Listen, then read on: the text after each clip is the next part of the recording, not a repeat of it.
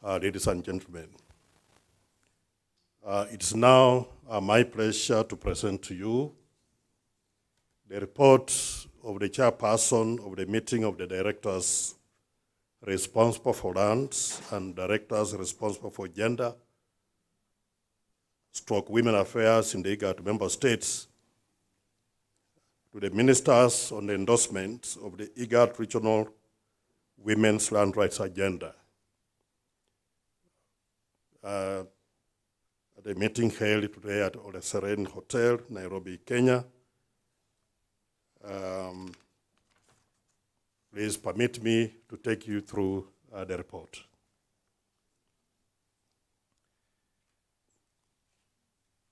The meeting of the directors responsible for lands and directors responsible for gender, women affairs in the IGAD region was held on 26th and 27th July 2021 at Ole Serene Hotel in Nairobi, Kenya. The meeting was attended by the following IGAD member states: Djibouti, Ethiopia, Kenya, Sudan, South Sudan, and Uganda, and the Swedish Embassy in Nairobi, Kenya. And the meeting was chaired by the host country, Kenya, and I had the privilege of chairing the meeting.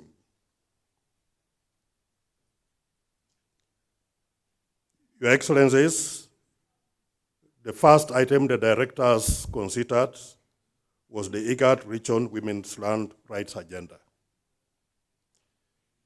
The overall goal of the agenda is to close the existing gender gap on land in order to achieve an inclusive and sustainable development within the member states and the region. The Regional Women's Land Rights Agenda has been formulated through a participatory and multi-stakeholder approach with IGAD member states and key land actors across the region. The process involves undertaking gender assessment of the land sector in the respective member states, multi-stakeholder consultations at country level, which involve the public sector in each member state, civil society organizations, development partners, and various UN agencies. And it also entailed consultations with the grassroots women and women land rights organizations and women land rights conference, which was a culmination of all these consultative processes that was held on 28th to 30th June 2021. The agenda identifies fundamental issues and key strategies to improve women's land tenure security and deepen regional convergence in programming for women's land rights, as well as enhance gender mainstreaming across the region. The key program areas of the agenda are: 1, improving the policy and legal environment for gender equality on land in the IGAD member states. 2, addressing culture, religion, and customary practices that hinder women's realization of their full potential on land. 3, reshaping urbanization towards inclusive, climate change resilient, and sustainable cities in the IGAD region. 4, strengthening inclusion in large-scale land-based investments on land. And 5, strengthening capacity and coordination of land institutions and actors on gender mainstreaming.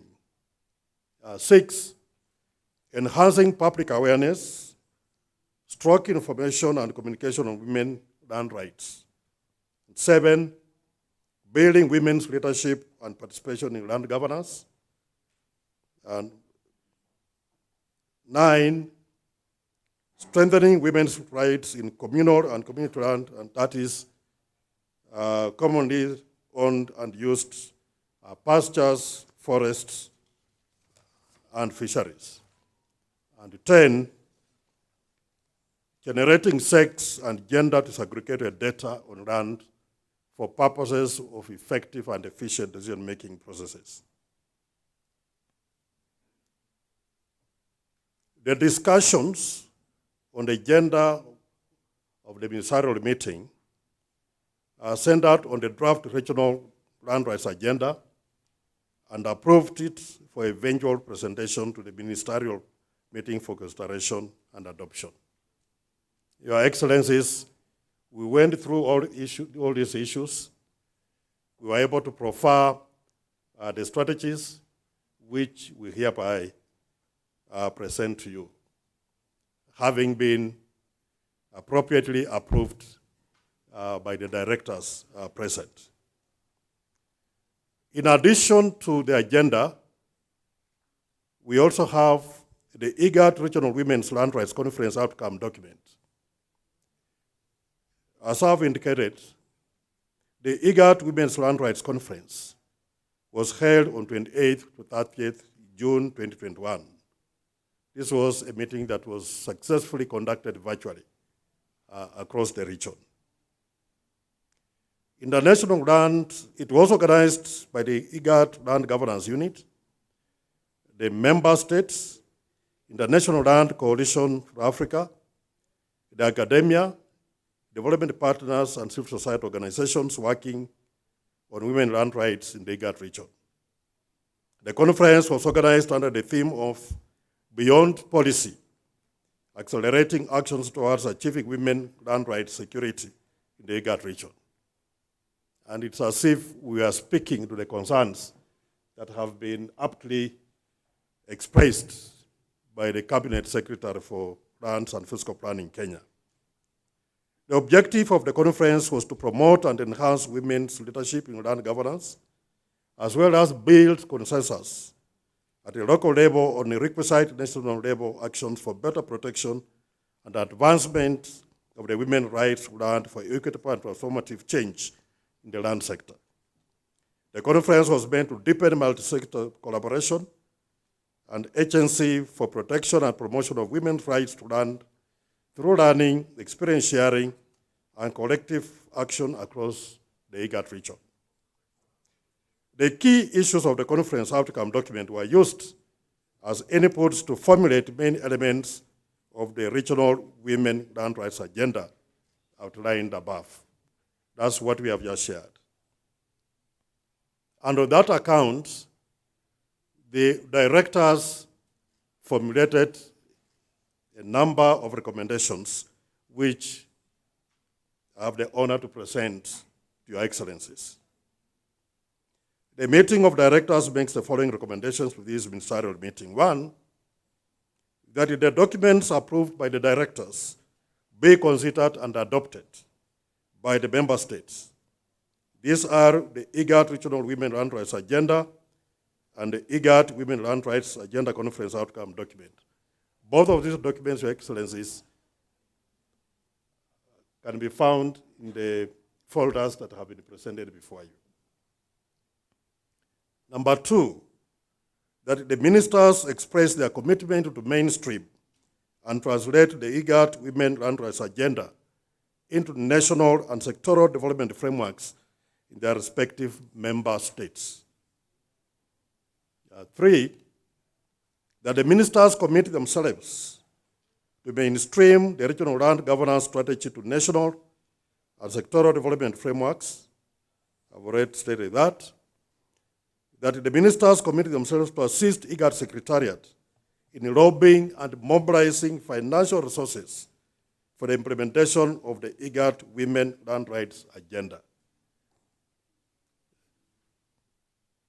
That recalling the heads of state and government commitments in the AU Declaration on Land Issues and Challenges, the ministers advocate for the allocation of adequate budgetary resources for land policy development and implementation processes, including the monitoring of progress.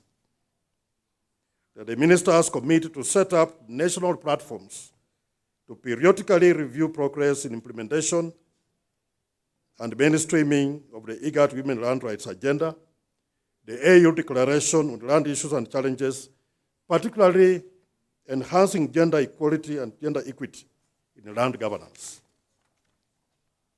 7, that the ministers committed to promote cross-country learning and sharing of best practices on gender mainstreaming the land sector to deepen coordination and convergence on issues of common interest. Number 8, that the ministers committed to formulate gender-responsive land policies or repealing existing discriminatory laws and policies guided by global and regional human rights standards and development frameworks. Number 9, that the ministers committed to promote gender transformative practices, including positive masculinity and effective women's leadership and representation in land decision-making processes. And number 10, that the member states committed to generate accurate quantification of land data to address the current information gaps with regard to the management and dissemination of data and statistics on women land rights.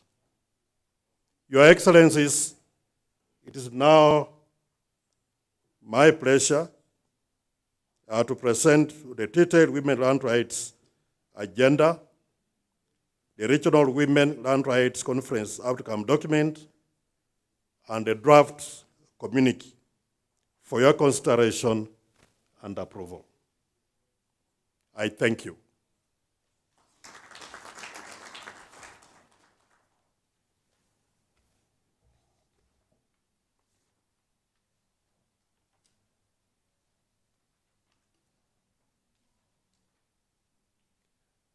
Now, moving forward, Your Excellencies, please allow me to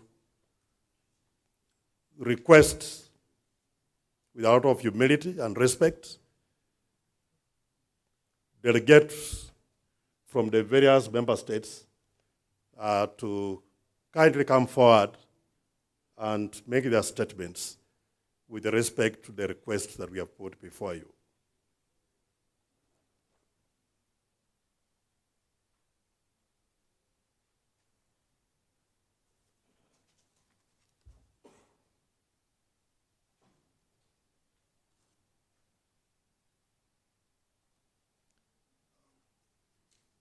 Your Excellencies, please allow me to provide some guidance on how we are going to proceed.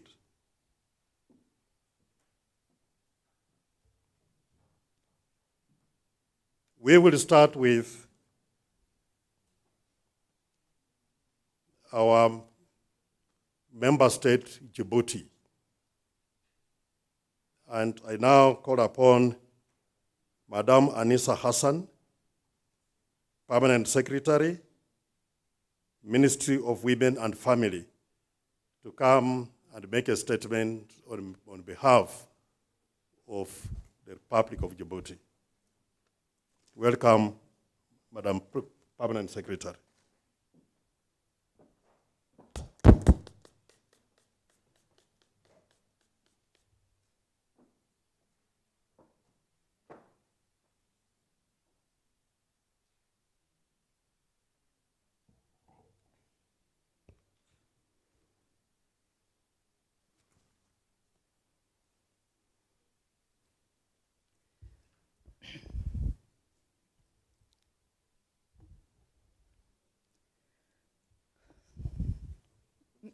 Monsieur le secrétaire exécutif de l'IGAD, Madame la ministre des Affaires foncières et de l'aménagement du territoire de la République du Kenya, Monsieur le président de l'IGAD, chers collègues, Mesdames, Messieurs, les ministres du genre, les ministres du foncier.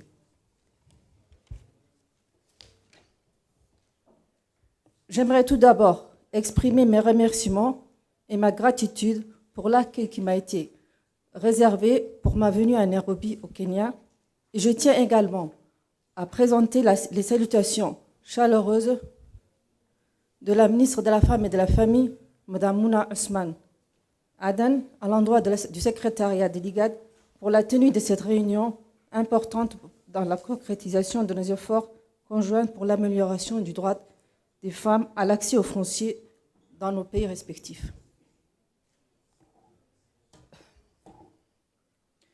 À l'instar des autres pays de l'Afrique, la République de Djibouti a adhéré à la déclaration de l'Union africaine sur les problèmes et enjeux fonciers en Afrique en 2009.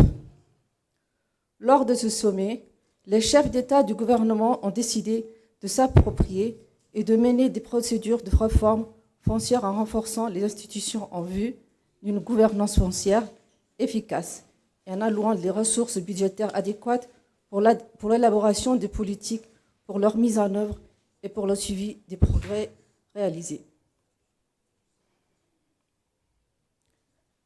La bonne gouvernance foncière est citée comme étant essentielle pour réaliser l'agenda 2063, en particulier les objectifs liés à la qualité de vie et de bien-être, objectif 1 de l'Union africaine, et de l'agriculture, objectif 5 de l'Union africaine à l'environnement. Objectif 7 de l'Union africaine à la paix, à la sécurité et l'égalité des sexes. De même, la réalisation des objectifs de développement durable, les ODD, et requiert une bonne gouvernance foncière, en particulier les objectifs liés à l'élimination de la pauvreté, ODD 1. L'élimination de la faim et de la promotion de l'agriculture durable. L'égalité des sexes et l'autonomisation des femmes. Dans l'objectif 5, la croissance économique inclusive et l'emploi productif, ainsi que les établissements humains et les sociétés pacifiques et inclusives. La Constitution de Djibouti de 2010 stipule l'égalité devant la loi sans distinction entre les sexes et garantit aux femmes les droits à la propriété, y compris à la terre similaire à ceux des hommes, le droit à l'accès aux fonciers tout en augmentant la transparence dans l'administration des terres et en promouvant l'égalité d'accès à la terre, un axe majeur de la politique du gouvernement djiboutien. Mesdames et messieurs, honorables invités, depuis les 20 dernières années, nous pouvons constater que les avancées majeures ont été enregistrées dans la promotion des droits des femmes, de la participation aux différences des décisions politiques et publiques, de l'élimination contre toutes les formes de discrimination, de la lutte contre l'analphabétisme et l'élimination contre toutes les formes de discrimination de la femme djiboutienne occupent une place de choix dans le processus de développement. Toutefois, si certaines carences subsistent, les divers programmes du gouvernement pour la promotion de l'égalité du genre commencent à porter leurs fruits. Pour preuve, les ministres en charge de la femme et celui de l'urbanisme, de l'habitat, gestion foncière, sur les femmes en République de Djibouti. D'autre part, la mise en œuvre des objectifs de développement durable, les ODD, fait partie intégrante du plan national de développement, la vision 2035. À Djibouti, les enjeux actuels et futurs de développement sont donc principalement des enjeux urbains. La stratégie de développement urbain a été élaborée, c'est concevoir un cadre d'orientation pour des actions tangibles sur le terrain en rapport avec les mutations de comportement, ceux des populations urbaines autant que ceux des institutions et des responsables techniques et politiques. Les actions publiques doivent être conçues en étroite consultation avec toutes les parties prenantes lorsque les politiques sont conçues sans la participation éclairée des groupes cibles et sans tenir compte de leur réalité unique. Leur impact est généralement négatif si certains retards subsistent dans la compréhension des politiques religieuses. Il est vital d'accélérer les actions visant à assurer la sécurité d'occupation des femmes dans la région de l'IGAD.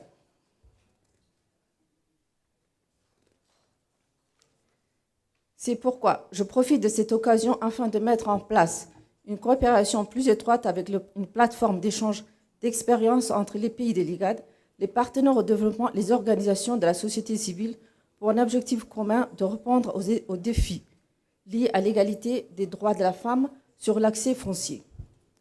Au regard des résultats de la réunion des directeurs sur le genre et la gestion du foncier nous pouvons mesurer les efforts consentis de chacun et chacune pour un avenir meilleur de nos pays respectifs. Mesdames et messieurs, soyez rassurés et assurés que l'engagement profond de la République de Djibouti dans la mise en œuvre de l'agenda régional des droits fonciers des femmes du pays de l'IGAD faisant partie intégrante de la déclaration sur les problèmes et les défis fonciers. Mesdames et messieurs, je vous remercie.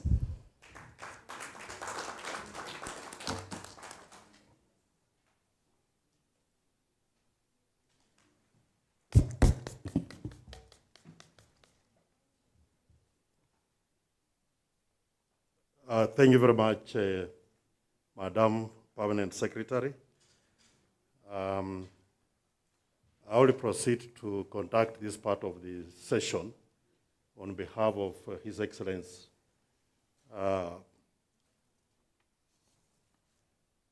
Mr. Ahmed Adam Tukri, the IGAD Chair of the Council of Ministers. Now, thank you very much, Your Excellency. Let me now call upon a representative from Ethiopia to make a statement, and thereafter I call upon Mr. Tikistu to speak on behalf of the minister.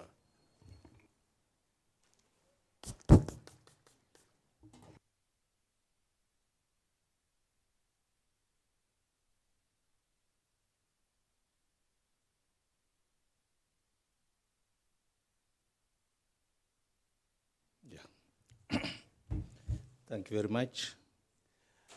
Dear His Excellency Dr. Workana Kabayo, Executive Secretary of IGAD, Dear Excellency Ministers and representatives from the IGAD member countries, dear honorable guests from regional and international organizations, NGOs, ladies and gentlemen. It was expected that His Excellency Atosani Reddy, State Minister of Ministry of Agriculture, would make a remark. He also wished to be with you during the day. However, he couldn't not make it as he is on mission for equally important assignment.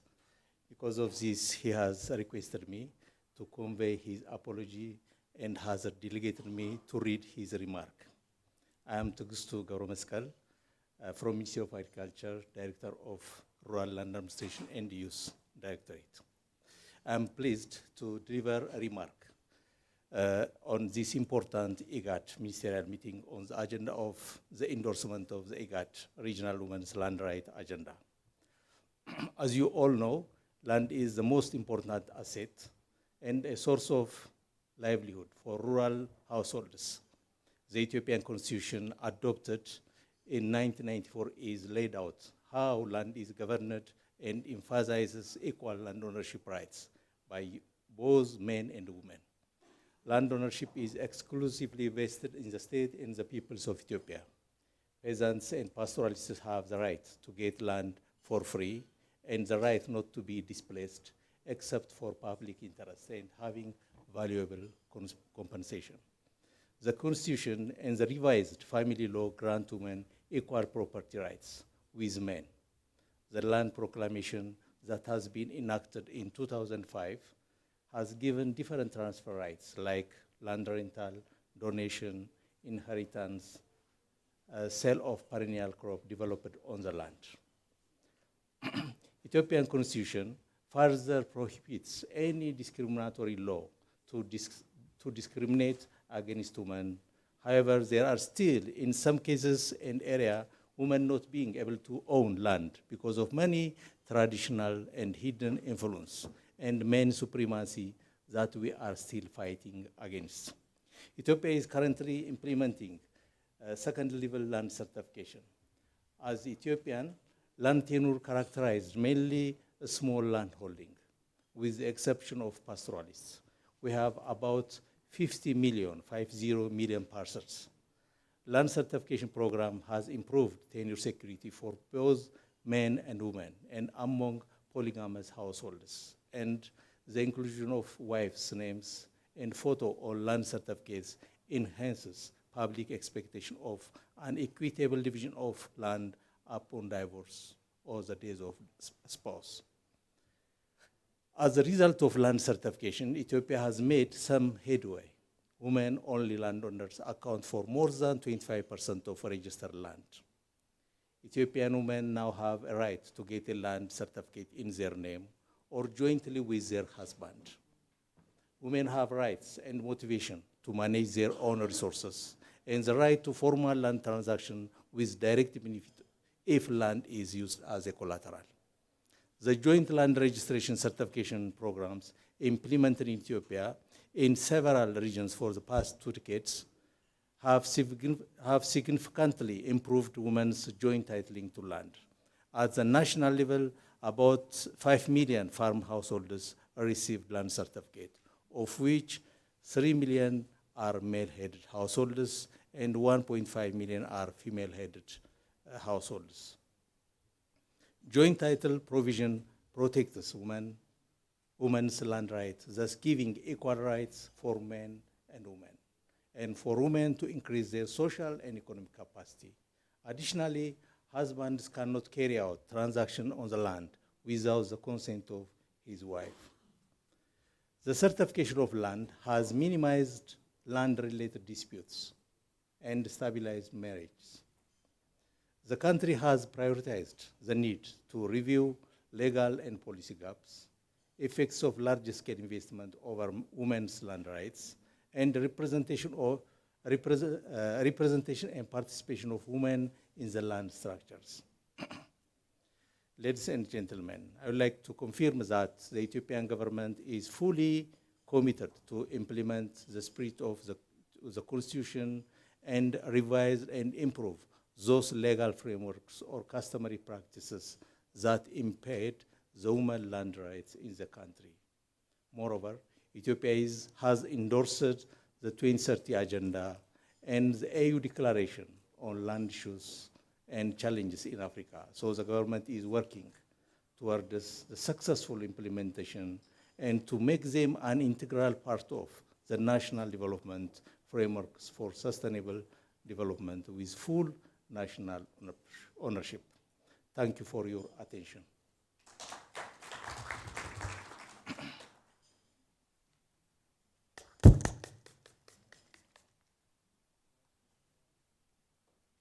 Yeah, thank you very much, Mr. Degistu. It is now my honor to invite Professor Khalid Suda, Principal Secretary, State Department for Gender, Ministry of Public Service and Gender, Republic of Kenya, to give us a statement on behalf of Kenya. Welcome, Madam Principal Secretary.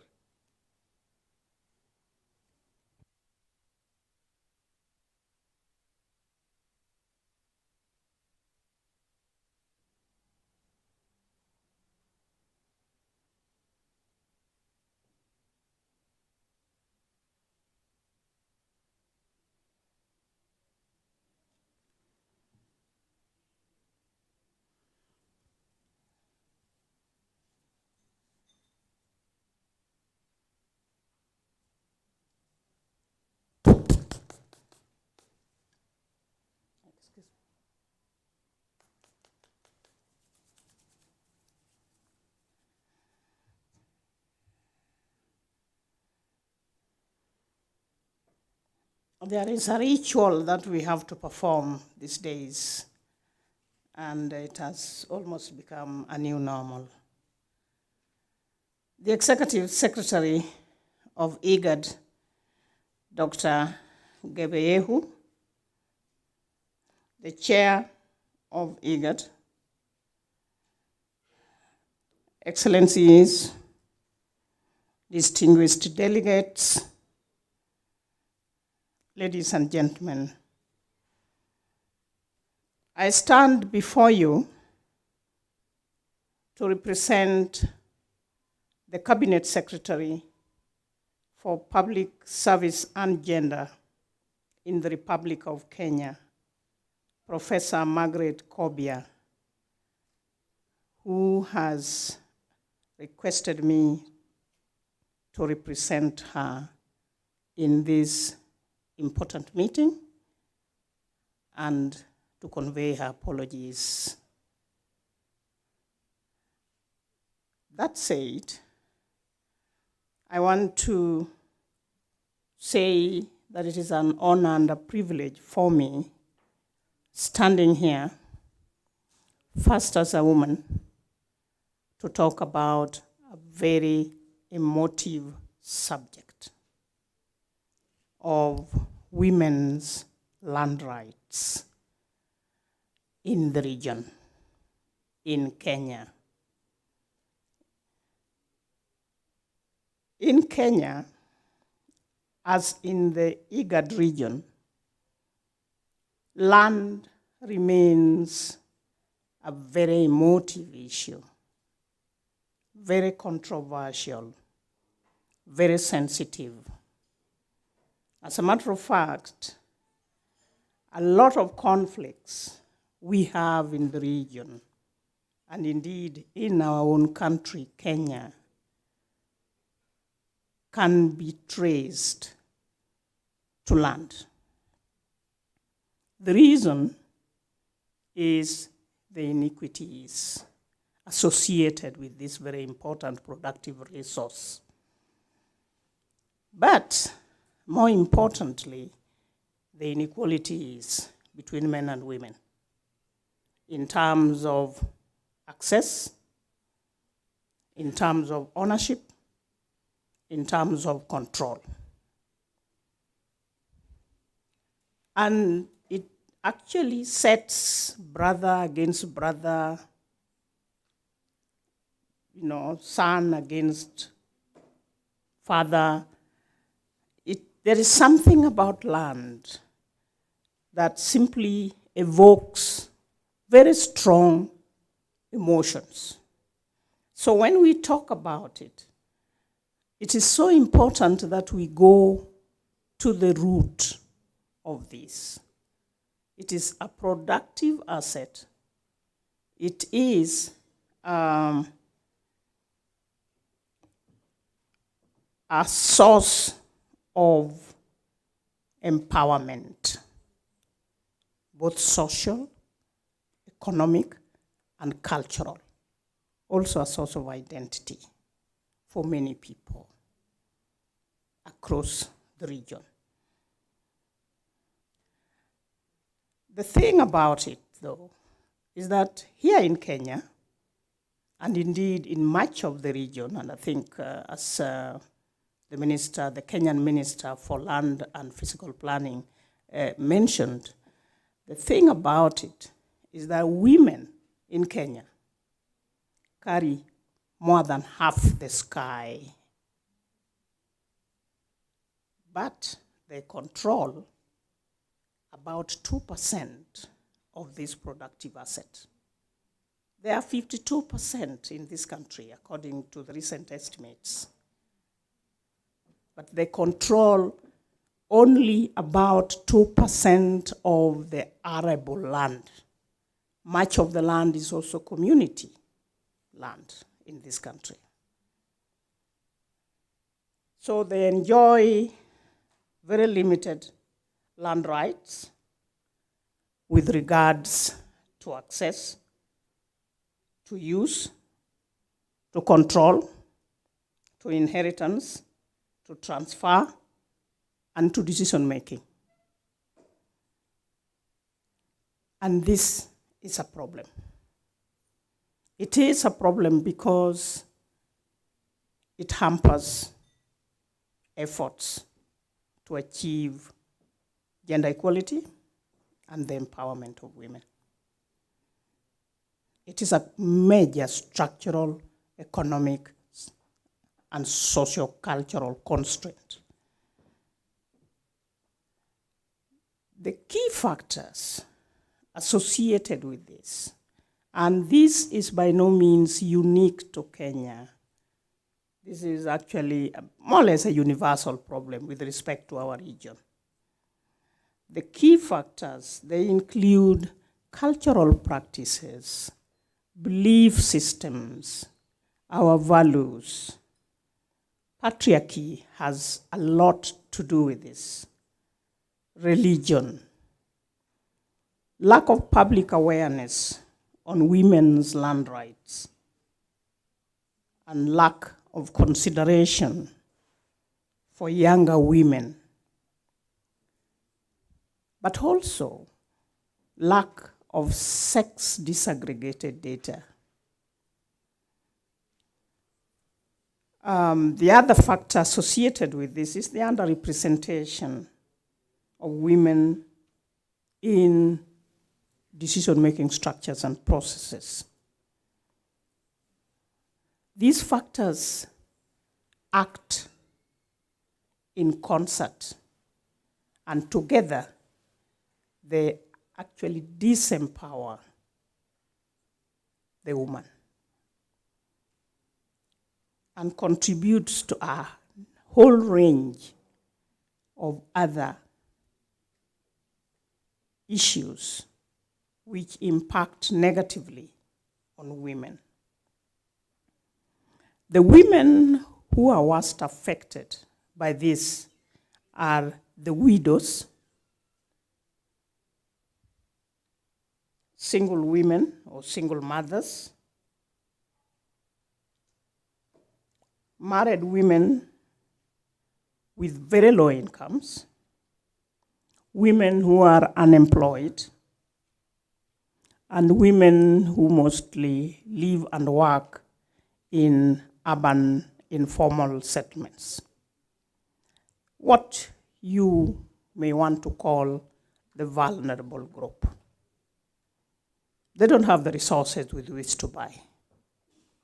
If they are in the rural areas, they work on land which is owned by men, whether these men are their fathers or their spouses.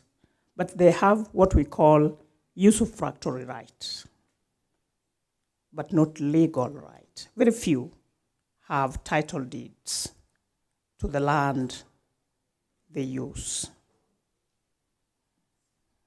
I remember what our Minister for Land and Physical Planning said, that she had somebody was saying, how can property own property? That is a perception. That is a cultural statement. It is an attitudinal problem. We need to deal with that.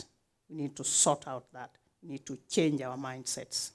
We need to change our attitudes. We need to change the way we look at women in relation to property. Because they contribute most of the labor in rural settings. But that labor is devalued. It is not. They work in smallholder farms, the farms they don't own, and for which they are not rewarded adequately. So that presents a problem. Fortunately, the good news is that we have a lot of policies and a very robust legal framework in this country, in Kenya. We have one of the most progressive constitutions in the world, which has a very comprehensive Bill of Rights for women, for the youth, for the elderly, for different categories of people. But that is not the issue. And I support the notion that our problem really is not lack of policy. I agree entirely. Our problem is implementation. The other problem we have with these policies is not that we don't have them. It's that the policies and legal frameworks that we have tend to be gender blind. Some of them, in fact, many of them, are not gender sensitive, are not gender responsive. So we need, as we work towards attitudinal change, cultural change. We also need to mainstream gender issues into our policies and programs. At every stage, at the planning, at the formulation, at the monitoring and evaluation stage, we need to mainstream a gender equality perspective into our policies, our processes, our programs. Secondly, we need gender or sex disaggregated data to avoid the gender blindness in some of these processes. So there's nothing wrong with the policies. There's nothing wrong with the law. We have them, but they are gender blind most of the time. And so when we proceed to implement, we implement them for men and boys. We actually don't think much about how they are going to affect women and girls, and sometimes even people with disabilities.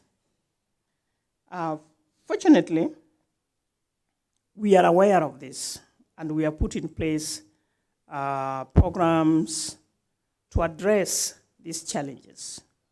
One of the things we have done in Kenya is, first of all, to set up the State Department for Gender, and then that is one structure, and then to have gender focal points in all our ministries, departments, and agencies, which does mainly gender mainstreaming.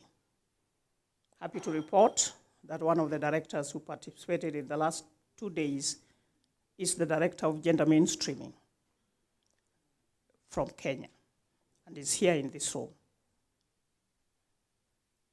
Thank you.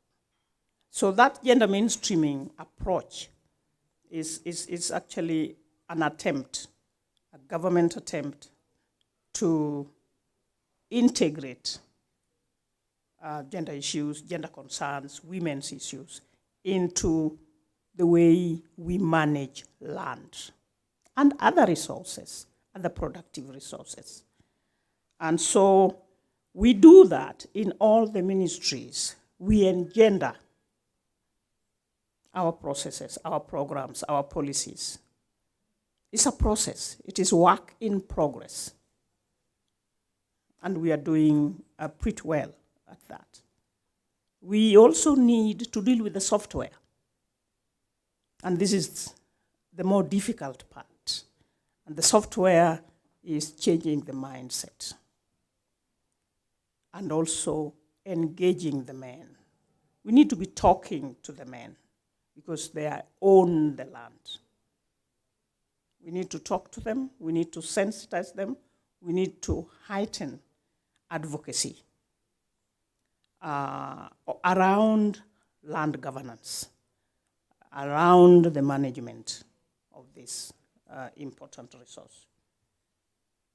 So I think we, as a country, have also put in place very robust programs to address the socioeconomic disempowerment of women around land and, of course, other resources. One of them is that in the Ministry of Public Service and Gender, we have affirmative action funds, several of them. One is called Women Enterprise Fund. The other one is called WESO Fund. We also have Youth Development Fund. We have the National Government Affirmative Action Fund. All these funds are intended to promote women's economic empowerment in terms of access to resources. One example is the funds disburse grants or subsidized loans to women groups, including widows. They can buy land to start their enterprises, to start farming, and they don't require collateral, meaning that they don't need to provide title deed to access the loan.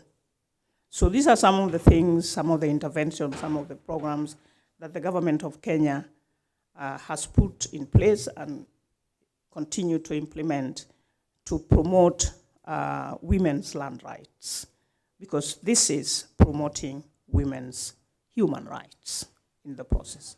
So simultaneously, we are keeping an eye on the land rights, and through that, you're achieving their human rights.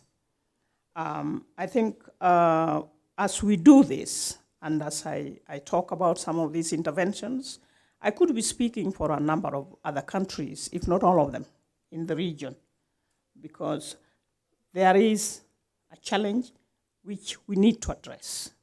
We need to empower women. And the way to empower them is to increase their access to opportunities and resources, productive resources, and also to give them a voice. Because, after all, in Kenya here, they are 52% of the total national population, and why not? Why not? If they are not empowered, then the country is not empowered. It is as simple as that. I thank you for your attention.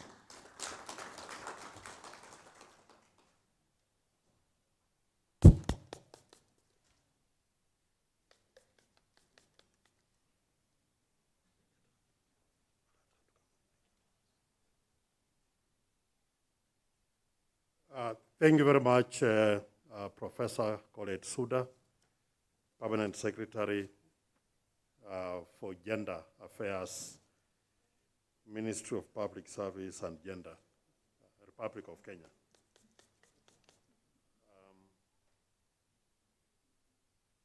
Sorry about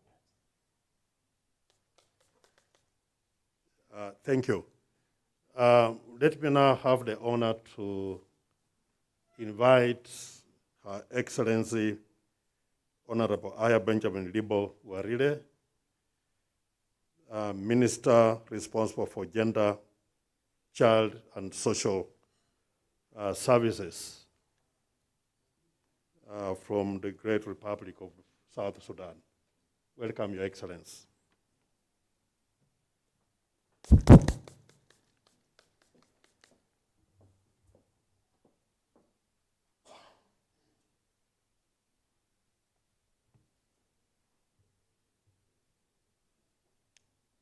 Executive Secretary of IGAD, Chair of IGAD, dear Honorable Ministers from IGAD member states, Directors from the Ministry of Land and Gender, Women Affairs, members of the IGAD Secretariat, distinguished guests, ladies and gentlemen, good morning. On behalf of the government of the Republic of South Sudan, it is my pleasure to be part of this important meeting for IGAD member states of Gender and Land. I would like to congratulate IGAD Secretariat for the initiative and the member states for drawing out the issues affecting land tenure and governance, affecting women, girls, and persons with disability on land ownership. The Women Land Rights Agenda looks critically on issues affecting women in the member states. for women to own land.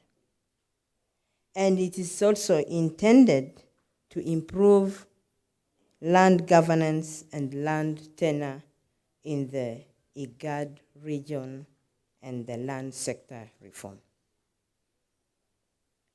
In the Republic of South Sudan, the Ministry of Gender, Child and Social Welfare is mandated to promote gender equality, social justice, and safeguard the rights and welfare of women, children, persons with disability, and other vulnerable groups.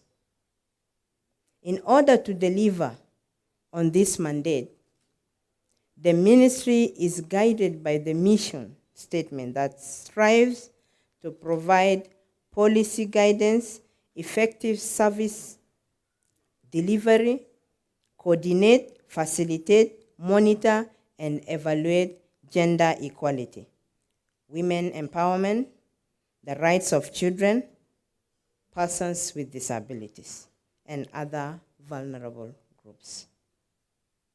It is on this basis that the Ministry of Gender, Child and Social Welfare in 2013 developed and launched the National Gender Policy and Strategic Plan 2013 to 2018 as a blueprint towards effective gender mainstreaming in government policies, legal frameworks, and programs for equality service delivery to the citizens of the country. Customary practices in the socially defined gender roles usually dictate that collectively held land is governed through traditional decision-making systems and structures, which are most often male-dominated. When women are not meaningfully involved in governance, their interests are usually ignored, and their rights to land and resources can be weakened or lost. Formal rights to own, use, manage, control, lease, transfer, and inherit land should apply equally to men and women, irrespective of marital status and customary norms as a starting place for secure land tenure. Although South Sudan has signed and adopted CEDAW, some of the major international and regional legal frameworks on the protection of women's housing, land, and property rights are yet to be ratified. To achieve gender equality in land rights, whether based on human rights or economic efficiency reasons, rights requires the adoption and ratification of the most important, the African Charter of Human People's Rights and the Right of Women in Africa, and to align the national frameworks with the ratified and ascended to frameworks. The Maputo Protocol, which has been endorsed by the Legislative Assembly, is currently awaiting the assent of the President's signature. However, the Transitional Constitution of the Republic of South Sudan 2018, as amended, the Land Act 2009, the Local Government Act 2009, Investment Promotion Act 2009, and Draft Land Policy 2014 have made some progressive legal frameworks on women and land rights. We are aware of the importance of women to have secure rights to land and properties that has risen since the World Development Report. At present, the Sustainable Development Goal presents an excellent opportunity for development aid to make a difference by strengthening women's land tenure security, and ensuring that women have rights to and control over the critical economic assets, the land.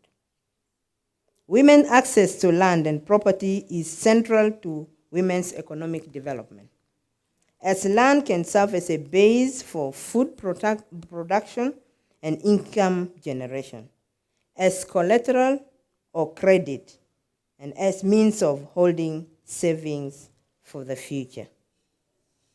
Land is also a social asset that is crucial for cultural identity, political empowerment, and participation in decision-making. Women's equal access to land is a human rights issue. It also has other benefits attached to it. Evidence shows that women's land rights reduce domestic violence, that women who own land are more capable of exiting violent relationships and negotiating safe relationships. Agricultural production and food security also increase when women are granted tenure security.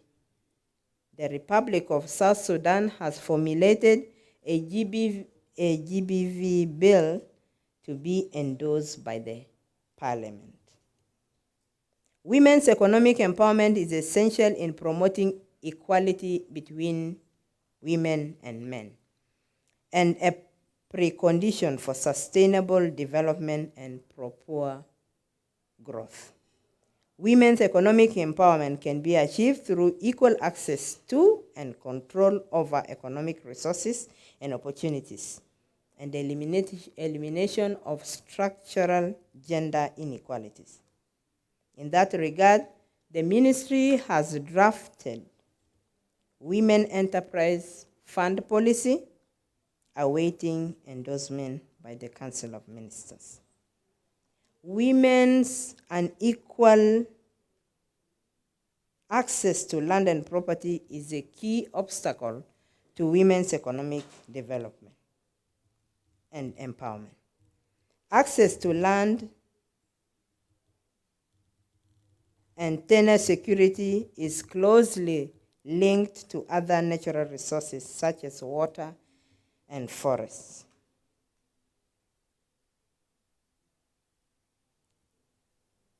Your Excellencies, ladies and gentlemen, South Sudan has established legal and policy frameworks and institutions of land governance from scratch.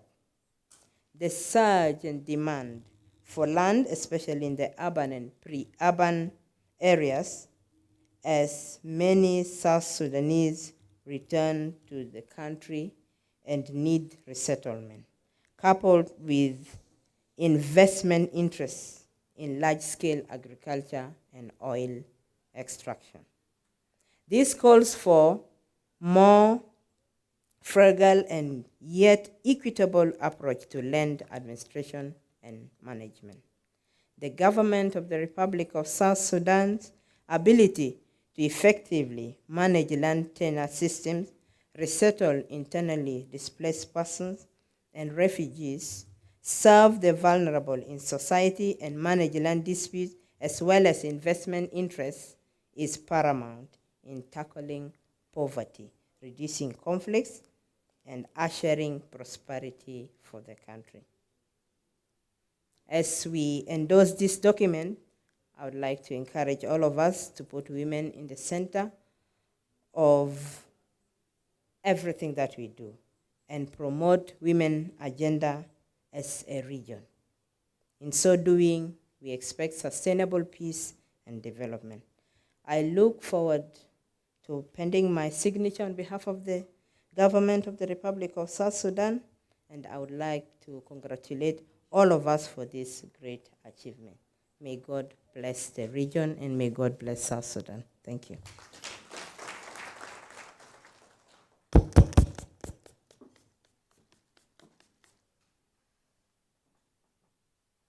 Thank you very much, Your Excellency.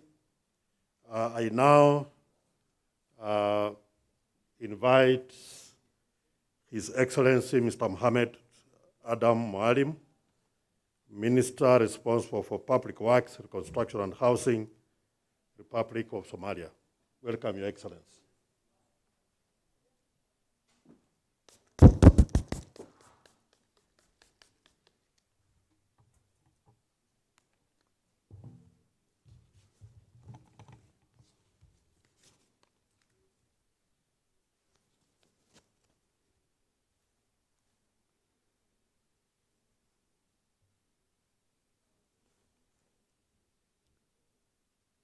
Your Excellencies, Minister is responsible for land, Minister is accountable for gender, women, affairs from IGAD member states,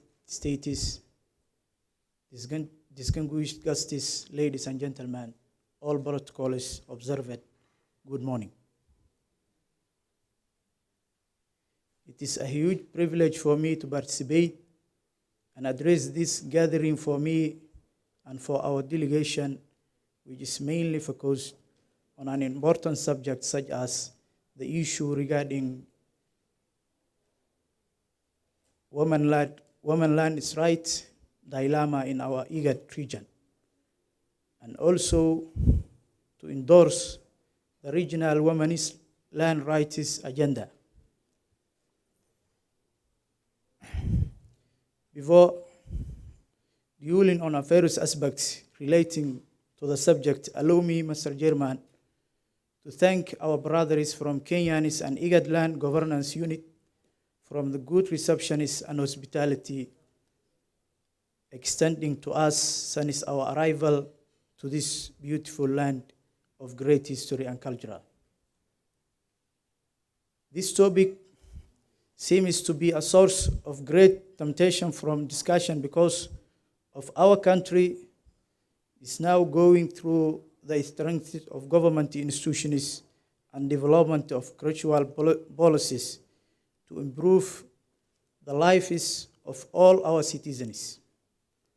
As we know all, Somalia's protectorate civil war and conflict, with women and girls facing enormous burdens across the country, has entered a period of stagnation and decline. We need to admit that women in Somalia have faced several challenges during the civil war period. Despite all difficulties, women are a productive sector of the society, and they have shown bravery, endurance, and become the pillar of family and their life sustenance.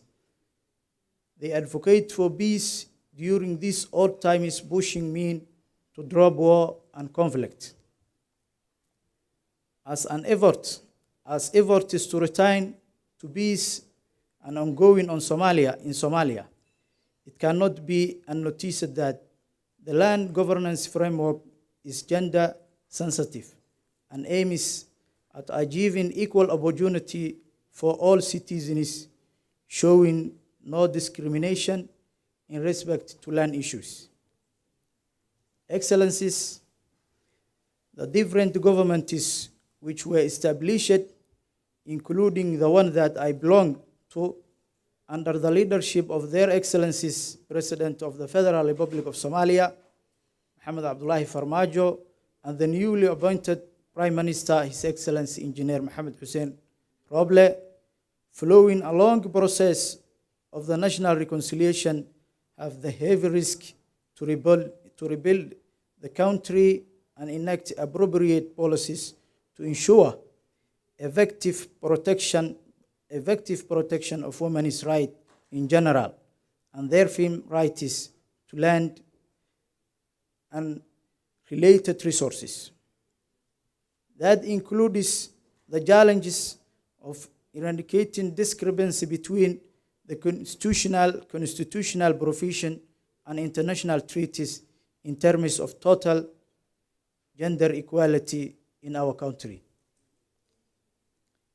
My minister, the Minister of Public Work, Reconstruction and Housing of FGS, is undertaking its responsibility and focusing on all these aspects, and we are working on a comprehensive program that takes care of this necessity in our planning rooms, and different workshops are under consideration to be held to discuss the best way to improve women's land rights. Our commitment is to take all appropriate action to protect women's right to land by enforcing existing laws and establish a clear legislative framework to protect the rights of women and other marginalized gender groups in issuing of inheritance to land, the land-based resources. Furthermore, our ministry is working on drafting a national land policy, and there is a dire need to finish this important task to put the number of challenges and gaps that affect land governance in Somalia, to protect vulnerable groups of our society. It must be said, Somali law is always considering the equality of sex, and there are no hindrances to further enhancing this kind of policy. Women enjoy in Somalia a great degree of anticipation and have the higher number of representation in the parliament compared to other African countries. We aim to facilitate and carry out public education campaign to encourage the abandonment of cultural practice that bar women from inherit family land and ensure proportionate representation of women in institutions dealing with land at all levels. A lack of economic resource and financial constraints are another major factors which affects the government's determination to resolve the covering up problems on time. Therefore, Somali needs all kinds of assistance to make us able to enforce women's land rights on the basis of state-by-state programming and with the assistance of international community in general, and in particularly IGAD land governance issue. Our commitment to find appropriate solution to these complex issues remaining unsolved yet. A society of gender equality in our lifetime is possible. Let us together redouble our current efforts and push for political commitment and timely, concrete action is prevalent. Supporting African women should be guaranteed the highest political will if African gender inequality is to be eradicated, if I share prosperity is to be achieved. Coming to the end of my intervention, I assure you that we will not fail to make our contributions wherever our views are necessary. And let me hope success to our meeting and fruitful discussion. Thank you very much.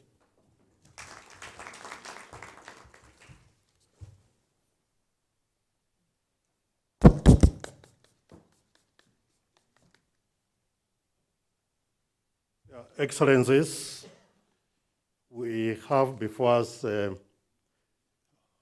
very exceptional request from the Republic of Somalia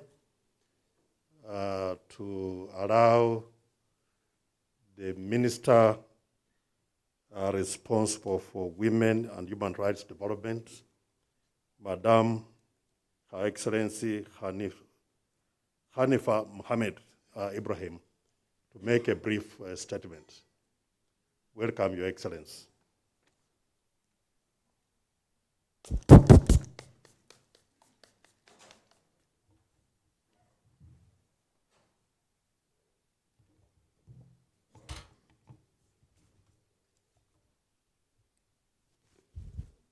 And General Executive Secretary, the Chair of IGAD, ministries of IGAD member states, directors, distinguished guests. Assalamu alaikum and good morning to you all. It's honor for me to be a part of this implementation conference on women's rights, land rights agenda. Due to resource limitation to the Ministry of Women and Human Rights Somalia, refers compliments from Somali women on land issues to the Office of Attorney General. The Gender Department worked closely with the Human Rights Department to follow up and document women land issues. We also have close collaboration with the Ministry of Public Work. Ladies and gentlemen, we appreciate and welcome the efforts made by IGAD on the regional women land rights agenda in a bid to support the implementation of the African Union Declaration on Land Issues and the challenges in Africa towards the Africa, leaving no one behind. We also welcome the expected result from this conference. The IGAD Regional Women's Land Rights Agenda is operational and enabling the implementation of gender equality program on the land by IGAD Secretarial and IGAD member states. We affirm that Ministry of Women and Human Rights of Somalia will work closely with the IGAD Secretarial on women land rights agenda. Ladies and gentlemen, the Somali Provisional Constitution provides that land is public property, commonly owned by the nation. Government has created means of transferring someone's land into private hands as a private citizen can be granted ownership, especially for urban and agricultural land. There are opportunities that Somali Nation Development Plan process as providing an opportunity to institutionalize hosting land and property rights and secure durable solutions for displaced communities. Therefore, competition for land and other natural resources are most significant factors fueling past conflict and the current instability. Women being more affected by housing, land, and property violation compared to men. However, we are the Ministry of the Family Unit in the Somali traditional, and collectively they play a significant role in contribution towards in a sustainable society. On the other hand, there are initiatives supports women's rights, housing, land, and property. Many on the other hand, many barriers exist, especially those relating to Somali norms regarding the balance of power between men and women. Discrimination customs have been used to deny women's interests and divorce rights available to the women to Sharia law, often casting women are character if she seeks to claim them. Finally, I want to highlight that the importance of linking humanitarian actions and development initiatives. It's important that all actors working on Somali stabilization and reconstruction understand the social dynamic around women's role in society and response accordingly. Displaced women in housing, land, and property rights must be addressed, given their specific voluntaries and help strengthening their reliance. Thank you very much, and Assalamu alaikum to you all.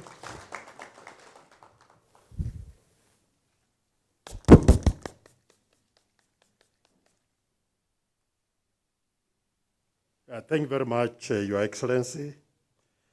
Let me now call upon His Excellency, Mr. Ahmed Adam Tukri, Minister responsible for social development, Republic of the Sudan, to make a statement with respect to his portfolio as minister, not chairman of IGAD. Welcome, Your Excellency.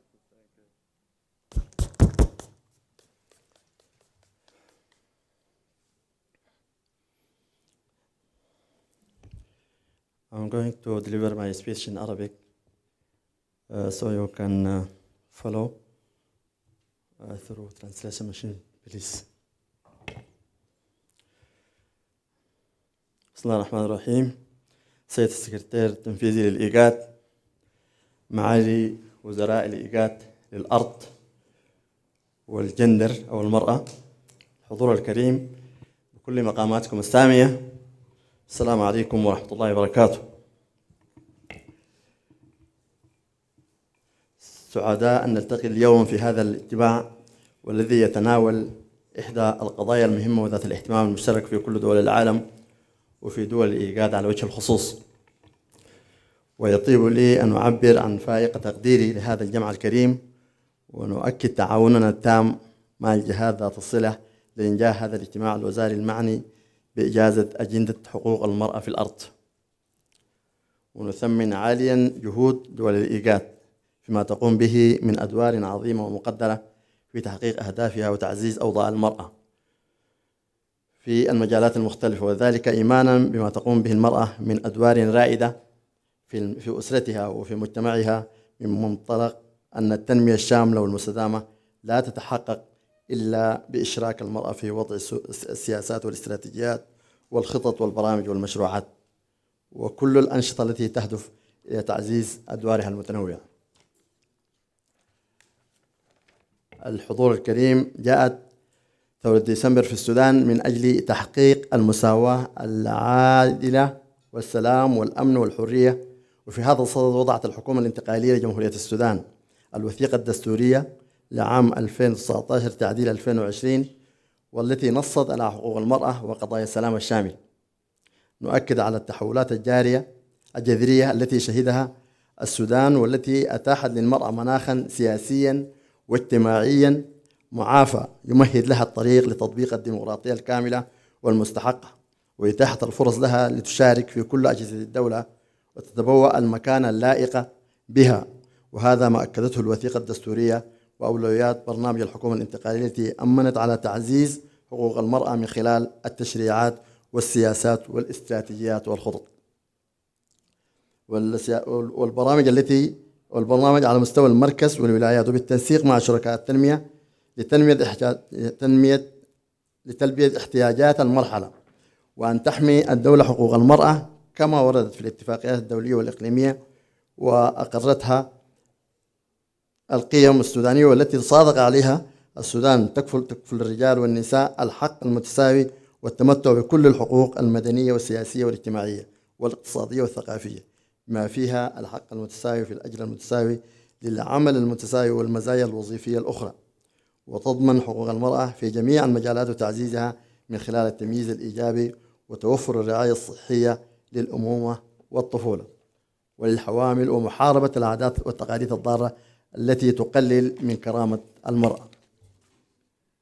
الحضور الكريم، في ظل الظروف الاستثنائية التي تمر بها المجتمعات في جميع أنحاء العالم منذ انتشار فيروس كورونا، واعتباره وباء عالميا له تبعات سلبية وآثار صحية في كافة مناحي الحياة الاجتماعية والاقتصادية، وهو وضع قلما يتكرر في تاريخ البشرية، ونظرا لما أوضحته المؤشرات الأولية لانتشار الفيروس بأن الآثار السلبية قد انعكس على النساء بشكل أكثر حدة. يشهد العالم الآن العديد من التحولات الاقتصادية والاجتماعية والثقافية التي نتجت عن جائحة كوفيد-19، وتأثرت بها كل المجتمعات وكل أفراد المجتمع، وتأثرت بها المرأة والفتيات على وجه الخصوص، وكذلك النساء في القطاع غير المهيكل والآخر الذي يتطلب تضافر كافة الجهود في الدول الأعضاء في الإيجاد لمجابهة تلك التحديات والتقليل من آثارها السالبة. الحضور الكريم، نؤكد على أهمية هذا الاجتماع وما يتناوله وما يتداول حوله من موضوعات ذات أهمية قصوى لتنال المرأة كافة حقوقها، وهي حق من حقوق الإنسان كاملة غير منقوصة من أي تمكينها اقتصاديا واجتماعيا وثقافيا وسياسيا، بحكم أنها من تقوم بالتنشئة والتربية، وبالتالي هي محور التنمية في كل المجالات. الحضور الكريم، مواصلة إلى اهتمام الدولة ومؤسساتها المختلفة وفي إطار التنسيق والشراكة الكلية على المستوى الإقليمي والدولي، فإن مجلس وزراء السودان قد أجاز بروتوكول موبوتو واتفاقية القضاء على كافة أشكال التمييز ضد المرأة سيداو مع التحفظ على بعض المواد وفي طريقهما إلى الجسم التشريعي للمصادقة النهائية. كما جعلت الحكومة الانتقالية قضية إحلال السلام في سلم أولوياتها وتوفير اتفاقية السلام الشامل اتفاقية جوبا لسلام السودان. طويت صفحة من الصراعات والنزاعات التي شهدتها البلاد، وقد كان للمرأة دور بارز في تحقيقه من خلال مشاركتها في المفاوضات في الطرفين المعارض الحكومي. هذا بجانب وضع الخطة الوطنية لقرار مجلس الأمن 1325 المرأة الأمن السلام لتحقيق المساواة العادلة ومنع العنف ضد النساء والحد من تهميش أدوارهن في عمليات اتخاذ القرار وتمثيل المرأة في كافة المستويات وتمكينها من المشاركة في الحياة العامة، إلى توفير التمويل المستدام وتقوية الآليات المؤسسية استنادا على الالتزامات الوطنية والإقليمية والدولية.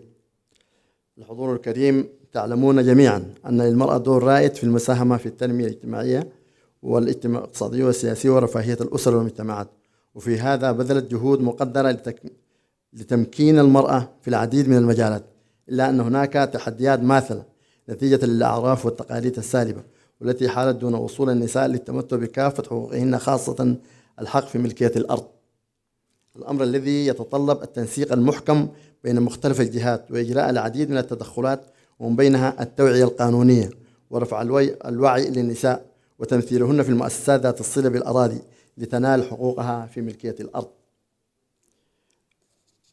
نؤكد على ما تقوم به دول الإيجاد لتحقيق أهدافها المرجوة وما تتناوله من موضوعات مختلفة تعمل على تحقيق المساواة بين الجنسين وتمكين النساء والفتيات، وخطة أفريقيا 2063 وأهداف التنمية المستدامة 2030 وخطة القرار 1325 والتي تعمل جميعها في تناغم وانسجام وتعضد بعضها البعض بحكم أن قضايا المرأة مستعرضة مع قطاعات عديدة من أجل الوصول إلى التنمية الشاملة المستدامة والتي لا يخلف من ورائها أحد.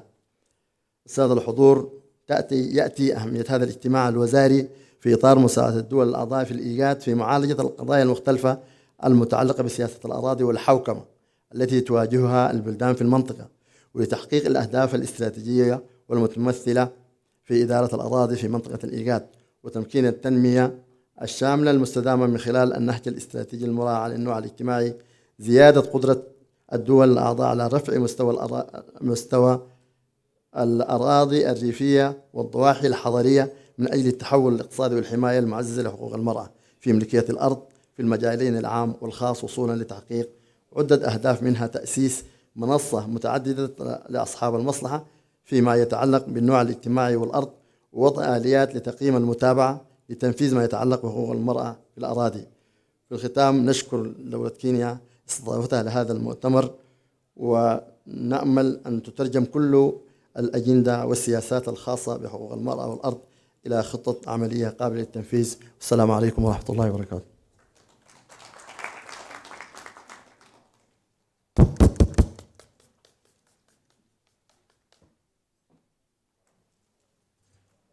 Thank you very much, Your Excellency. Let me now have the pleasure to invite Her Excellency Honorable Peace Mutuzo,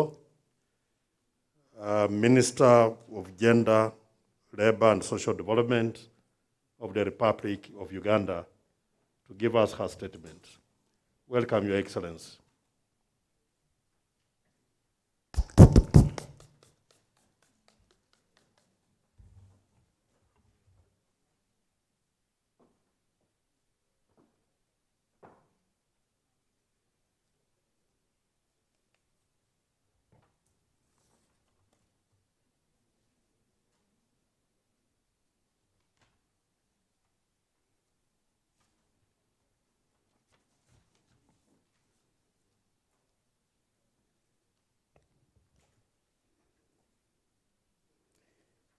The IGAD Secretariat, Mr. Chairman,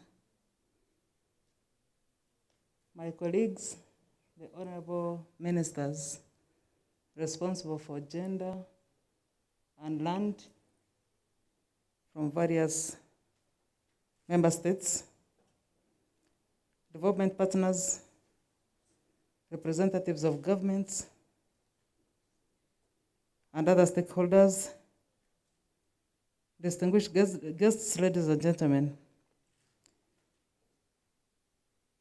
I want first of all to take this opportunity to thank the IGAD Secretariat for opening the lockdown. For us, for the last 2 years, we have not been able to move out of the country.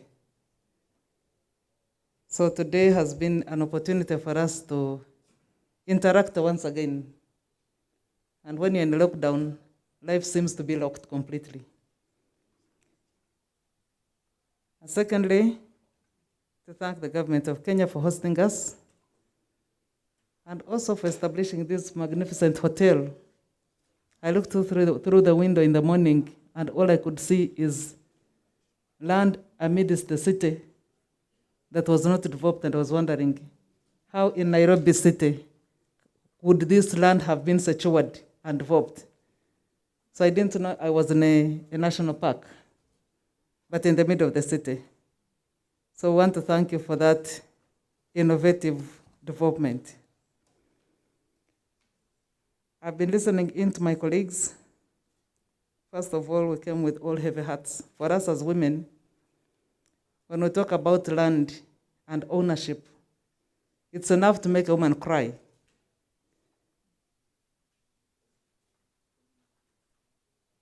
Because we have suffered a lot of injustice, disproportionate and imbalances. But also it goes back to the development of Africa and our continent. If we only realized the potential of women, not only in developing the land, but also in having a say about it, would not be a non or the third world country or world. Would all be in the first world, because Africa was blessed with land that has almost every resource.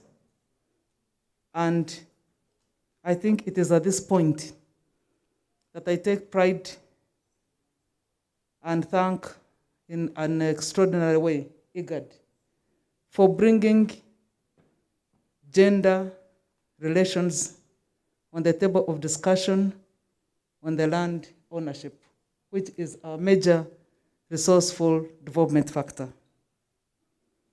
I heard a professor from Kenya talking from the bottom of her heart, and I could feel the tears. And so was the Minister for Lands in Kenya. And when she was talking, I was also gripping there in tears.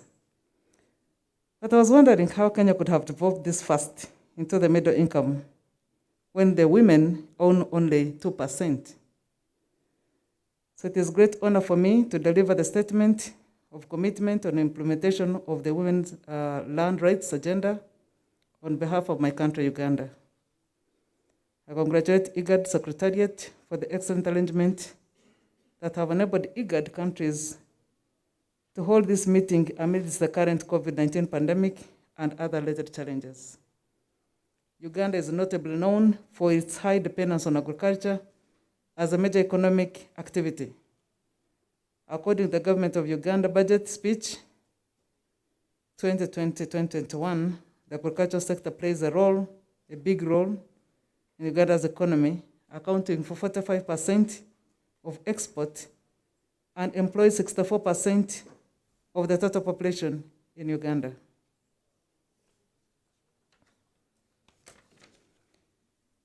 Land in Uganda has been identified as one of the most important household assets for promoting agricultural production and economic development. This sector is majorly dominated by women, who form the biggest percentage of the country's population. Secure land tenure is strongly associated with high level of investment in productivity in agriculture, and therefore with high incomes and high economic well-being. sexual and title rights for women are often correlated with bigger and better outcomes for themselves and for their families.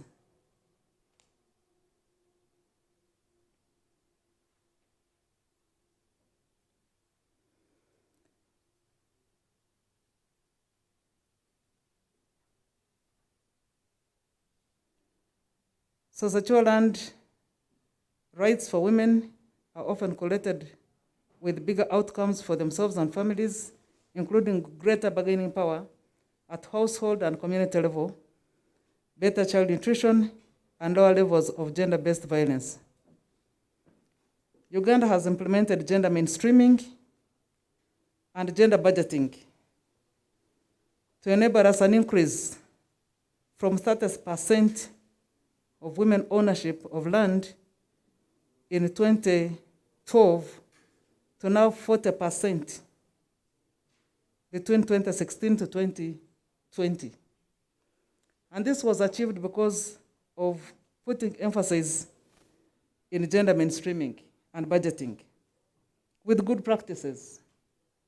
And one of them was decentralizing the OMZON offices into 18 sub-regions, which was lowering the cost involved into acquisition of land titles and the transactions, and also reducing the middlemen, a midway of transacting business on land and also securing titles. So we decentralized the administration of securing titles to zones, and we divided Uganda into 18 zones. So middlemen were kicked out because those were also big stumbling blocks in people securing titles of land. We also ensured that there is family consent in the law. If you are securing land, if you are procuring land, the family should know and also put a signature. And the biggest representative of the family is the woman. In even the sale, no head of family sells land without the consent of the wife. It doesn't happen in Uganda. Especially for that matrimonial home or family where you secured these items together. We also involved village councils and leaderships at the local government level into matters of development, and we ensure that there is consent between the two relations. So this enabled land ownership by women to rise from 27% to 45%. Now, 27% of our land is owned by the women alone, but now 40% is owned jointly between women and men. So that gives us a bit of security. But we are not yet there. We want to get there, where there is balance between the two, and with a good spirit. We, however, still access to land is a big challenge for women, particularly the disadvantaged ones, and it remains a critical call for development and implementation of policies and legal frameworks geared towards gender equality for women's land rights in order to facilitate development in all sectors of the economy, including agriculture. Over the years, Uganda has implemented a number of interventions geared towards enhancing women's rights to land, and key among them is putting in place a number of policies and legal frameworks for the sectors in order to achieve advancement and promotion of women's land rights. The Constitution of Uganda is one of the key legal frameworks, but we also have the Land Act, the National Gender Policy, and subsequent other land reforms, which have put in place to ensure that we increase access for women, persons with disabilities, and other disadvantaged persons to own property that is meaningful and productive to the economy and also to themselves for their livelihood. Uganda has prioritized the implementation of these policies and legal frameworks with support from various partners, including IGAD Secretariat, development partners, civil society organizations, and regional bodies, in order to operationalize the need for women to be at the center of development. You might have heard about very good news recently in Uganda, when the president appointed 48% of cabinet as women, and they are in the most key positions now in the leadership of the country. We have a vice president who is a woman, we have a prime minister who is a woman, and major key ministries are led by women. That gives us an opportunity and chance to do everything we want, not to marginalize men, don't get worried, but ensure that we really walk the talk of side by side in development. Because we know our men are not just our husbands, but they're also our sons. So we can't afford to marginalize them, but we want to bring the women on the front seat, in the driving seat, and see how it feels. And we are really enjoying, I can assure you. But we are not enjoying alone. We are working with others. So the Ministry of Gender, in the third National Development Plan, which we are going to implement in these 5 years, 2021-2026, we are only going to do one thing, because we have realized doing so many things does not make much change. We want to implement only one program. And this program is nothing else but mindset change. Talking to men how to love their wives. Is that news? It's not new.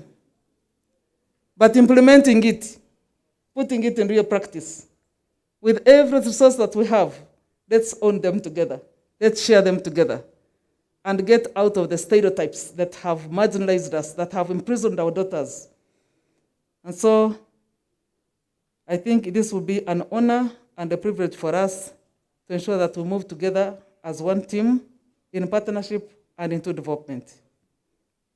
I've always intuitively asked my colleagues, even at this table, how many of us have gotten rid of bride price and dowry, even in our families? When your daughter is being given out to another person, do you still ask for bride price or dowry for that matter? So if we still do at this table, that means we're still selling our daughters into slavery. Because there is no single time your daughter will go to negotiate over rights in somebody's home when they did not contribute a percentage towards that home's property. It doesn't happen.